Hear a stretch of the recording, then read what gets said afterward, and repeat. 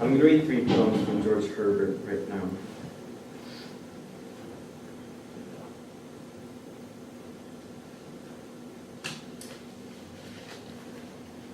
He's a late 16th, early 17th century poet. This is called the Pulley. When God at first made man, having a glass of blessing standing by, let us, said he, pour on him all we can. Let the world's riches, which dispersed lie, contract into a span. So strength first made a way, then beauty flowed, then wisdom, honor, pleasure. When almost all was out, God made a stay, perceiving that alone of all his treasure rest in the bottom lay. For if I should, said he, bestow this jewel also on my creature, he would adore my gifts instead of me, and rest in nature, not the God of nature. So both should losers be. Yet let him keep the rest, but keep them with repining restlessness. Let him be rich and weary, that at least, if goodness lead him not, yet weariness may toss him to my breast. You may have read this in high school. It's called Easter Wings.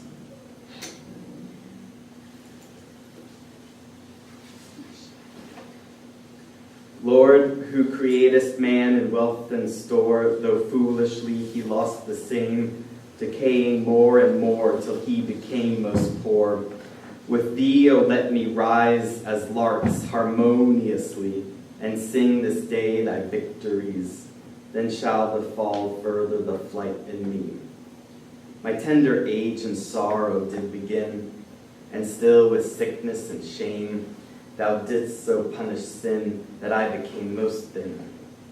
With thee let me combine, and feel this day thy victory. For if I imp my wing on thine, affliction shall advance the flight in me.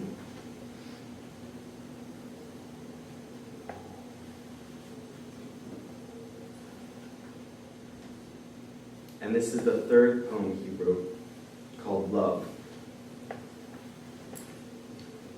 Love bade me welcome, yet my soul drew back, guilty of dust and sin. But quick-eyed love, observing me grow slack, from my first entrance in, drew nearer to me, sweetly questioning if I lacked anything. A guest, I answered, worthy to be here. Love said, you shall be he. I, the unkind, ungrateful? Ah, my dear, I cannot look on thee. Love took my hand and smiling did reply, who made the eyes but I?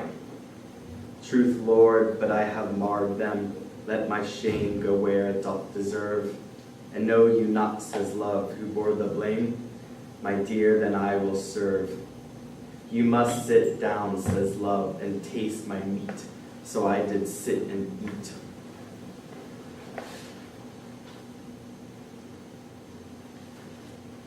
I wrote some abstract devotional lyrics with Herbert in mind.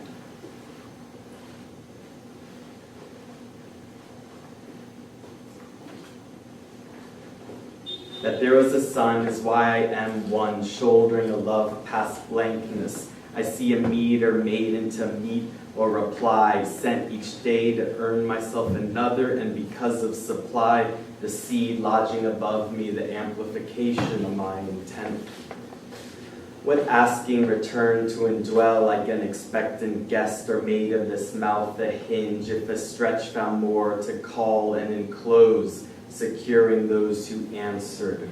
Hadn't that request begun from them and brought arrival toward a docility at once displayed to ears? Forward on to the found day, apace to what were, encircled at once the worth intoned, regained again, speak irrevocably matched to that standing mad of this. Unheard when I rejoiced, or found what my spit must hit, permitted at least a future seat, a contempt adjusted to the present, an unheard remnant already unsuited, or to a plea already a school, named toward what cannot be identified by narrow and unvaried words. The finished year imparted is comfort that I had not done as I had, though met in my effort that nullity, sustained through what I found within strict resemblance. Each place having found its fullness, owing nothing to the ways I went about and turning from me. So I had not done that within my ability, but was set so that I conversed. In continuing as yet not, so allowing a deference toward being unnatured, in asking again to put on a required likeness, withdrawn from names, in action become adept to uphold its presence. In beginning again what is held from past reprieves, having practiced attempts to accept and arrive at once a temporary station, the vantage onto an instant lineage dividing. Given new weight of this perfect branch, where scenes of a life cling to adorn, the bloom restored by a climb, breaking the trunk's enclosure. Disaffiliate, invoking that unseen yet counted near, the as yet made reliant on a good sum still incomplete, a desire insofar as a weight of focus is unbegun and even slow to limit its imminence.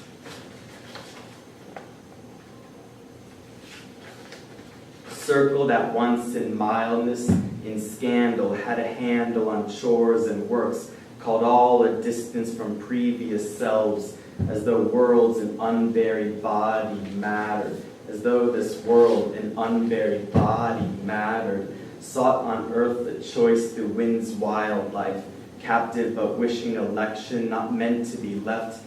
Carry me, I said. If I fall while raising my voice to parse those narrow words that bereft in tone, and if they'll be discouraged by the fold that closes on their prospects, I will try to alight on their gloaming and keep them to join me alone, an inseparable body. By distance, I'm set toward my due reprieve that beats me from incivility's approach, a broaching from that made body's limbs, and a breach in the ways that had torn me.